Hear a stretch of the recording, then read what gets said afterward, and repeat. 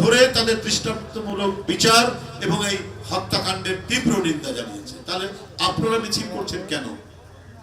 এ ব্যাপারে তো কখনো কার্পণ্য করেনি কারো ব্যাপারে। সারা দেশে যারাই কোনো ধরনের ঘটনা ঘটেছে সেইখানে তো এই পদক্ষেপ নেওয়া হয়েছে এবং হচ্ছে, প্রতিদিন হচ্ছে।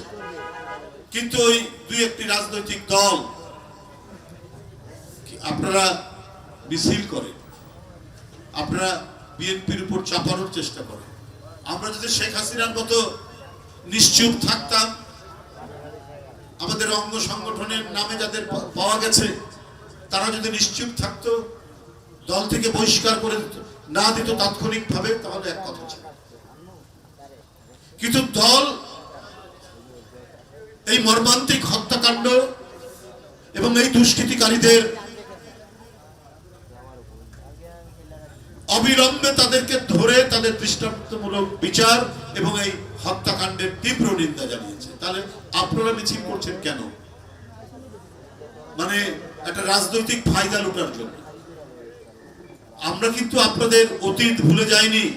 আমরা ভুলে যাইনি চট্টগ্রাম বিশ্ববিদ্যালয়, রাজশাহী বিশ্ববিদ্যালয় সাধারণ ছাত্রদের পায়ের রক্ত কিভাবে কেটেছে, কিভাবে বাসের ভিতর থেকে ছাত্র দলের ছেলেকে ধরে নিয়ে গিয়ে এটি বিরোধপুর গ্রামের মধ্যে হত্যা করেছে।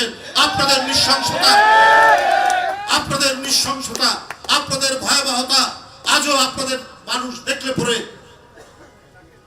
সেই উপাধিগুলো আপনাদের দেয়। আর আপনারা এখন মিছিল করেন। বিএনপির যে ইতিবাচক যে দিকগুলো, সেই দিকগুলোকে উপেক্ষা করে নিজেদের ফায়দা লুটতে চাচ্ছে, তাতে কোনো লাভ হবে না। বিএনপি সেই রাজনৈতিক দল নয়। বিএনপি হচ্ছে মানুষ যাতে শান্তিতে থাকে সেই নিশ্চয়তা দেওয়ার দল। বাংলাদেশের এমন কোনো জায়গা নেই যেখান থেকে কোনো দখলবাজির কোনো কথা এসছে। চর দখল, বালি দখল কেউ রক্ষা পায়নি, দল থেকে বের করে দেওয়া হয়েছে।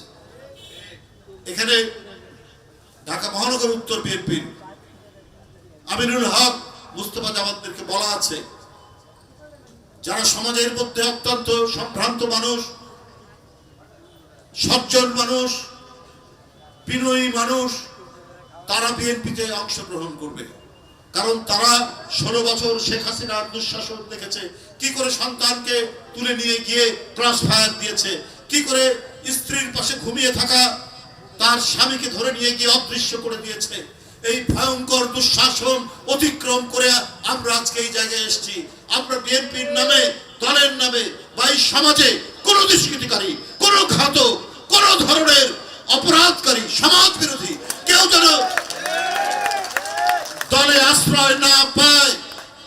যদি দেখেন তার এই ঘটনা, সাথে সাথে আপনারা ব্যবস্থা